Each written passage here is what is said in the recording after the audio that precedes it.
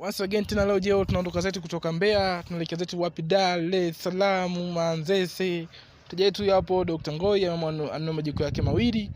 Matumizi ya nyumbani hiyo peti moja moja, lakini amechukua mbili. Sasa majiko yake ndio hapa, tushafanya packaging na chukua sasa tunapeleka stendi kwenye ofisi za ABC hapa Class. Ataondoka leo kumfikia kesho mapema hasa Manzese. Kama unavyoona majiko yetu ndio hapo, na muonekano wake upo simple and clear, muonekano mzuri kabisa kama unavyoona.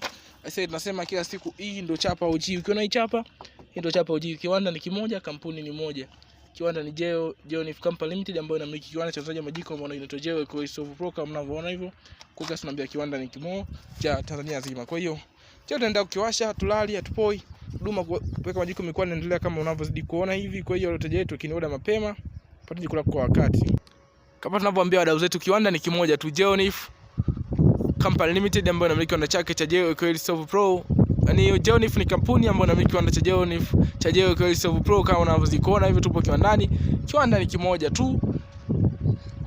Kwa hiyo tunasema kazi inaendelea na huduma inaendelea kutolewa kwa wateja wetu mikoani popote pale ndani ya nje Tanzania. Jiko linakufikia kwa usalama na uaminifu mkubwa kabisa, na ofa kabisa, wanalipia mteja wetu jiko tapo kufikia kama unavyoona hivyo.